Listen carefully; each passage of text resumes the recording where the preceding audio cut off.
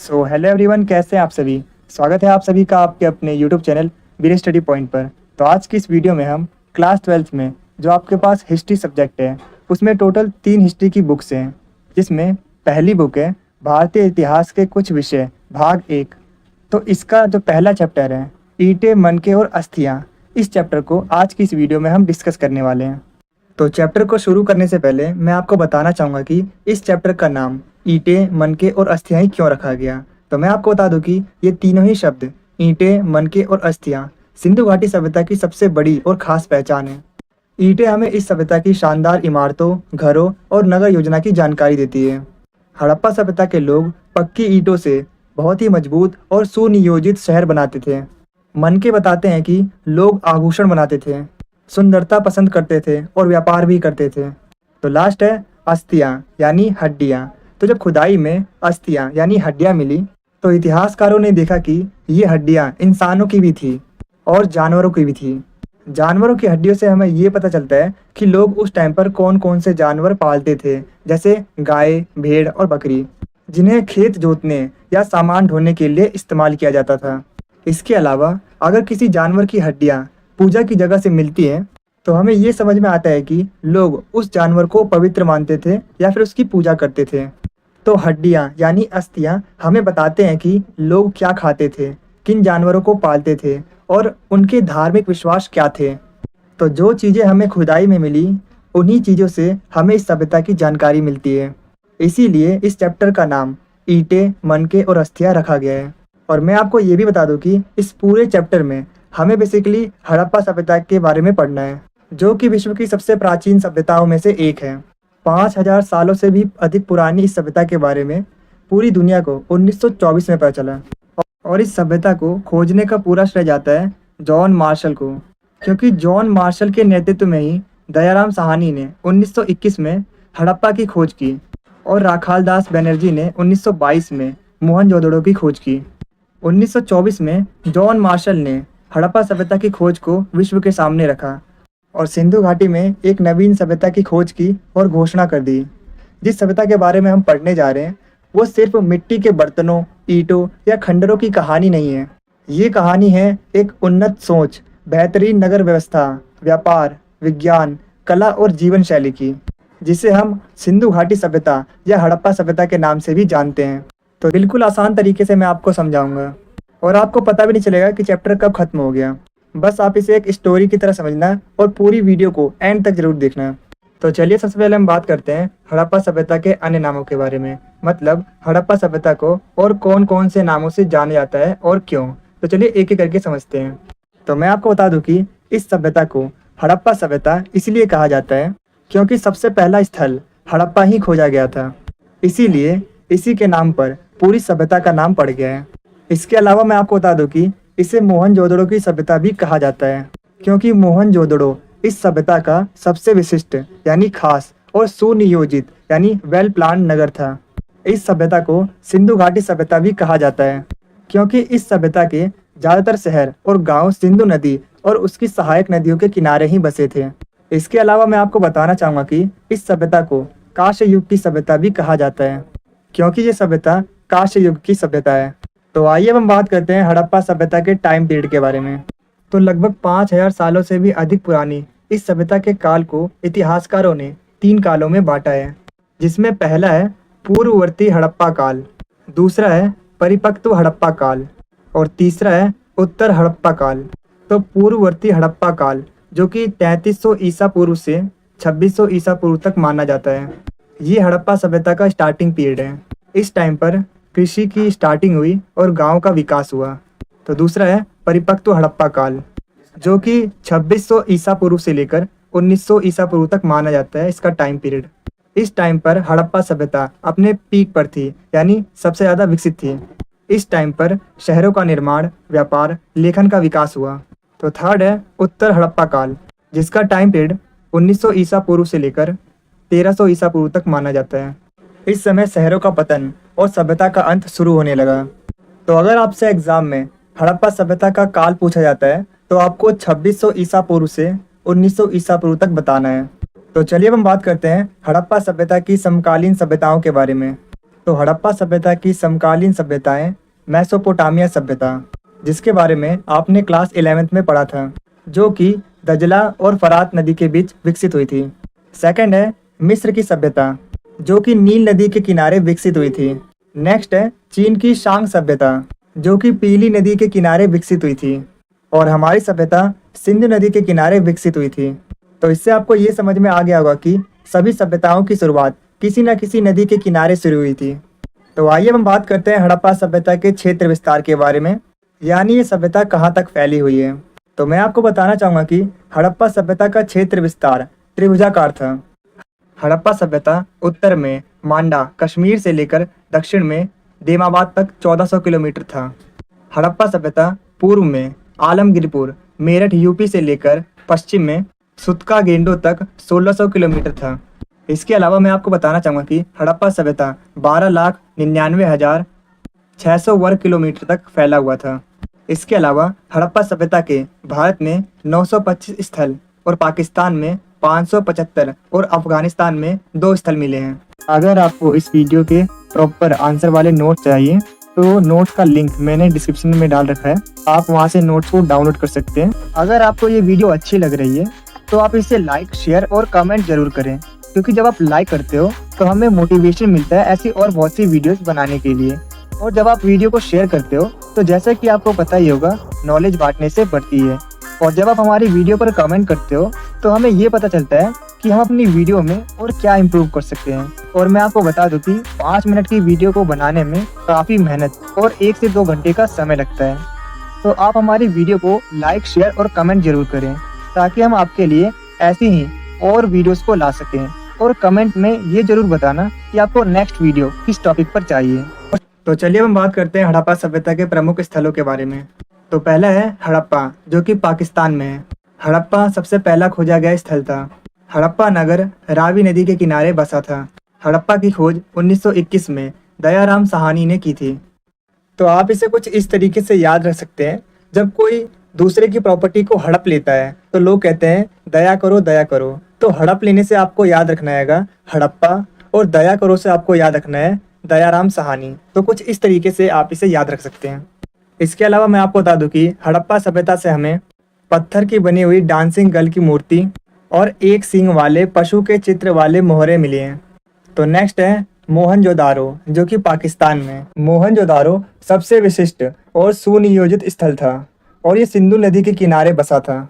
इसके अलावा 1922 में राखलदास बनर्जी ने इसकी खोज की।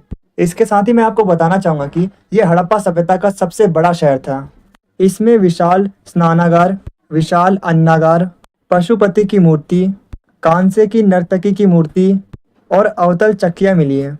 इसके साथ ही मैं आपको बताना चाहूँगा कि सिंधी भाषा में मोहनजोदारो का अर्थ होता है मृतकों का टीला। तो नेक्स्ट है चनहुडड़ो, जो कि पाकिस्तान में है। ये भी सिंधु नदी के किनारे बसा हुआ था। इसकी खोज MG मजूमदार ने की थी। यहाँ से हमें शिल्प उत्पादन की बस्तियाँ और कारीगरों के साक्ष्य मिले हैं, यानी प्रूफ मिले हैं। तो नेक्स्ट है लोथल, जिसे आज का गुजरात कहा जा सकता है। ये हड़प्पा सभ्यता का एक बंदरगाह था। इसकी खोज रंगनाथ राव ने की थी और यहाँ से हमें हाथी के दांत और यज्ञ वेदियों के साक्ष्य मिले हैं, यानी एविडेंस मिले हैं।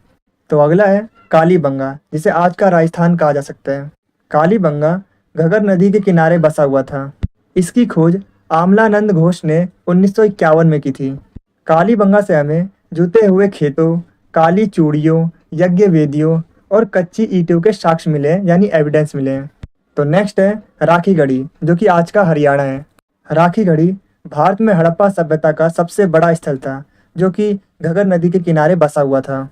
तो अगला है नागेश्वर और बालाकोट, जो कि वर्तमान में पाकिस्तान में है। यहाँ से हमें शंख और सीप के साक्ष्य मिले हैं। तो नेक्स्ट है चोलिस्तान। चोलिस्तान पाकिस्तान से लगता हुआ पाकिस्तान का क्षेत्र था और यहाँ से हमें मिट्टी के हलों के साक्ष्य मिले हैं, यानी एविडेंस मिले हैं। तो नेक्स्ट है बनवाली, जो कि वर्तमान में हरियाणा में है और यहाँ से हमें मिट्टी के हलों के साक्ष्य मिले हैं। तो नेक्स्ट है धोलावीरा, जो कि वर्तमान में गुजरात में है और यहाँ से हमें जलाशय के साक्ष्य मिले हैं। इसके अलावा मैं आपको बताना चाहूँगा कि धोलावीरा 3 भागों में विभाजित था। तो नेक्स्ट है शोरतगई, जो कि वर्तमान में अफगानिस्तान में है। यहाँ से हमें नहरों और लाजवर्द मड़ियों के साक्ष्य मिले हैं। तो नेक्स्ट है रोपड़, जो कि वर्तमान में पंजाब है। यहाँ से हमें लोगों के साथ साथ कुत्तों को दफनाने और तांबे के कुल्हाड़ी के साक्ष्य मिले हैं। तो लास्ट है खेतड़ी, यहाँ से हमें तांबे के साक्ष्य मिले हैं। खेतड़ी से मिले साक्ष्यों को पुरातात्विदों ने गणेश्वर जोधपुरा संस्कृति का नाम दिया है। तो चलिए हम देखते हैं इसके कुछ प्रीवियस ईयर क्वेश्चंस को, जो कि अभी तक आपके एग्जाम में पूछे गए हैं। आप इनके आंसर्स को कमेंट में देने की जरूर कोशिश कीजिएगा। तो पहला प्रश्न है, हड़प्पा सभ्यता में विशाल स्नानागार का साक्ष्य कहाँ से प्राप्त हुआ है? तो हमारा दूसरा प्रश्न है, हड़प्पा सभ्यता के लोग किस धातु का प्रयोग नहीं करते थे?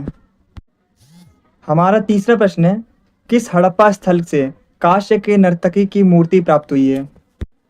हमारा फोर्थ क्वेश्चन है, प्राचीनतम सिक्कों को क्या कहा जाता है? फिफ्थ क्वेश्चन है, सिंधु घाटी सभ्यता को और किस युग की सभ्यता के नाम से जाना जाता है? नेक्स्ट क्वेश्चन है, किस स्थल को मृतकों का टीला कहा जाता है? हमारा सातवां प्रश्न है, मोहनजोदड़ो के टीले की खोज का श्रेय किसे जाता है? और हमारा आखिरी प्रश्न है, गणेश्वर जोधपुरा संस्कृति किस राज्य से जुड़ी हुई है? आप इन सभी का आंसर कमेंट में देने की कोशिश कीजिएगा और पता कीजिएगा कि आपने कितने आंसर सही दिए। तो आइए हम बात करते हैं हड़प्पा सभ्यता में जल निकासी प्रणाली की विशेषताओं के बारे में, यानी इसके फीचर्स के बारे में। तो मैं आपको बताना चाहूँगा कि अर्नेस्ट मेके नाम के विद्वान ने 1948 में अपनी किताब अर्ली इंडस सिविलाइजेशन में लिखा है कि हड़प्पा की जल निकासी प्रणाली दुनिया की सबसे उत्तम और सुनियोजित प्रणाली में से एक थी, और इसी रीज़न की वजह से हड़प्पा सभ्यता को पूरी दुनिया में पहचाना जाता है। तो चलिए अब एक एक करके इनकी विशेषताओं को समझते हैं। तो इसकी पहली विशेषता है जल निकास प्रणाली। हड़प्पा के हर घर में पक्की ईंटों से बनी छोटी छोटी नालियाँ होती थी, जो कि रसोई, बाथरूम और शौचालय से जुड़ी रहती थी।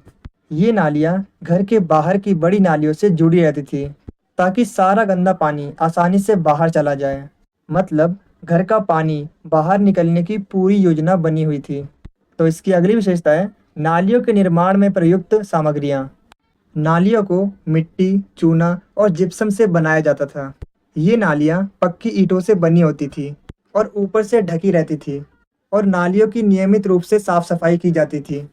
तो इसकी अगली विशेषता है ग्रिड पद्धतियों में नालियों और सड़कों का निर्माण। नालियों और सड़कों को ग्रिड पद्धति में बनाया गया था।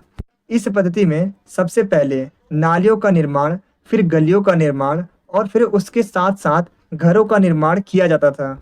इस पद्धति में नालियाँ एक दूसरे को समकोण यानी 90 डिग्री पे काटती थी। तो इसकी आखिरी विशेषता है स्वच्छता के प्रति जागरूकता। हड़प्पा के लोग स्वच्छता के प्रति काफ़ी ज़्यादा जागरूक थे। हड़प्पा के लोग रेगुलर नालियों की सफाई किया करते थे। हड़प्पा के लोग घर का कूड़ा करकट नालियों में ना डालकर उसे कूड़ेदान में डालते थे। तो इससे हम ये कह सकते हैं कि हड़प्पा सभ्यता में उत्तम जल निकासी प्रणाली विद्यमान थी, जो इसे विश्व की एक महान सभ्यता बनाती है, और इसकी प्रासंगिकता आज भी है। तो आइए हम बात करते हैं हड़प्पा वासियों के कृषि प्रौद्योगिकी के साक्ष्यों के बारे में, यानी कि हड़प्पा सभ्यता के लोग किस तरीके से खेती करते थे। तो फर्स्ट है वृषभ, जिसका मतलब होता है बैल। तो मैं आपको बताना चाहूँगा कि हड़प्पा सभ्यता के उत्खनन के दौरान यानी खुदाई के दौरान वृषभ यानी कि बैल के साक्ष्य मिले हैं, जिससे हमें ये पता चलता है कि उस समय खेत को जोतने के लिए बैलों का यूज़ किया जाता होगा। नेक्स्ट है जुते हुए खेतों के साक्ष्य। तो मैं आपको बता दूं कि चोलिस्तान और कालीबंगा में जुते हुए खेतों के साक्ष्य मिले हैं, जहां हल की रेखाएं एक दूसरे को समकोण पर काटती हैं, जिससे हमें ये पता चलता है कि हड़प्पा वासी एक साथ दो खेतों को उगाते होंगे। तो इसका थर्ड पॉइंट है मिट्टी के हलों के साक्ष्य। तो मैं आपको बताना चाहूँगा कि चोलिस्तान और बनावली से मिट्टी के हलों के साक्ष्य मिले हैं, जिससे हमें ये पता चलता है कि हड़प्पा वासी खेतों को जोतने के लिए मिट्टी के बने हलों का इस्तेमाल करते होंगे। तो नेक्स्ट है सिंचाई के साक्ष्य। तो मैं आपको बता दूं कि हड़प्पा सभ्यता के अधिकांश स्थल अर्धशुष्क क्षेत्रों में थे, जिस कारण कृषि करने के लिए हड़प्पा वासी सिंचाई का उपयोग करते होंगे, क्योंकि रिसर्चर्स ने शोरतधई, जो कि आज का अफगानिस्तान है, वहाँ से नहरों के साक्ष्य, और धोलावीरा, जो कि आज का गुजरात है, वहाँ से जलाशयों के साक्ष्य मिले हैं। तो नेक्स्ट है अनाज के दानों के साक्ष्य। तो मैं आपको बता दूं कि हड़प्पा से मिले अनाज के दानों में गेहूं, बाजरे, दाल, जौ, सफ़ेद चना, तिल के दाने शामिल हैं। लेकिन अगर हम चावल की बात करें तो उसके एविडेंस काफ़ी कम पाए गए हैं। इसके साथ ही मैं आपको बताना चाहूँगा कि बाजरे के जो एविडेंस है वो हमें गुजरात से मिले हैं और अनाज को पीसने के लिए अवतल चक्कियों के साक्ष्य मोहनजोदड़ो से मिले हैं। तो चलिए अब हम बात करते हैं हड़प्पाई लिपि के बारे में। देखिए, लिपि का मतलब होता है लिखने का तरीका। जैसे आप हिंदी लिखते हैं तो उसमें आप हिंदी के अक्षर और शब्द लिखते हैं, और जैसे कि आप जानते ही हैं कि हिंदी की लिपि देवनागरी है, ऐसे ही आप इंग्लिश लिखते हैं तो उसमें इंग्लिश के अल्फ़ाबेट होते हैं और वर्ड्स होते हैं, और इंग्लिश की लिपि है रोमन। और ठीक ऐसे ही पंजाबी की गुरुमुखी। तो बेसिकली मैं आपको ये बताना चाहता था कि हर एक लैंग्वेज की एक लिपि होती है जो कि मदद करती है उस लैंग्वेज को पढ़ने में। लेकिन मैं आपको बता दूं कि हड़प्पा सभ्यता की खुदाई से जो हमें हड़प्पा वासियों के द्वारा लिखे गए लेख मिले हैं उसे ही हड़प्पाई लेख या हड़प्पाई लिपि कहा जाता है। और उसमें जो लिपि और लिखावट है वो एकदम ही अलग है, जिसे आज तक पढ़ा नहीं जा सका है। और इसी रीज़न की वजह से हड़प्पाई लिपि को रहस्यमयी लिपि भी कहा जाता है। तो चलिए हम बात करते हैं हड़प्पाई लिपि के कुछ विशेषताओं के बारे में। लेकिन इससे पहले मैं आपको बताना चाहूँगा कि ये क्वेश्चन आपके एग्ज़ाम के पॉइंट ऑफ व्यू से काफ़ी ज़्यादा इंपॉर्टेंट है। ये क्वेश्चन जनरली आपके एग्ज़ाम में हर बार पूछा जाता है, तो मेक श्योर आप इस क्वेश्चन को अच्छे से प्रिपेयर करना। तो इसकी पहली विशेषता है रहस्यमय लिपि। हड़प्पाई लिपि को आज तक नहीं पढ़ा जा सका है, जिसकी वजह से हड़प्पाई लिपि को रहस्यमय लिपि भी कहा जाता है। तो ये तो मैंने आपको पहले ही बताया था। तो इसकी दूसरी विशेषता है भाव चित्रात्मक लिपि। हड़प्पाई लिपि वर्णमालीय नहीं है, बल्कि ये एक भाव चित्रात्मक लिपि है जिसमें सभी चीज़ों को चित्रों के माध्यम से दर्शाया जाता था। तो इसकी अगली विशेषता है चिन्हों की संख्या। हड़प्पाई लिपि में चिन्हों की संख्या काफ़ी ज़्यादा थी। हड़प्पाई लिपि में लगभग 375 से 400 के बीच चिन्ह थे। सबसे लंबे अभिलेख में लगभग 26 चिन्ह प्राप्त हुए हैं। तो इसकी आखिरी विशेषता है लेखन पद्धति। हड़प्पाई लिपि हड़प्पाई मोहरों पर राइट से लेफ्ट लिखी जाती थी। तो आज की वीडियो में बस इतना ही। मिलते हैं आपसे अगली वीडियो में। आपको ये वीडियो कैसी लगी कमेंट में लिखकर ज़रूर बताइए। Thanks for watching this video.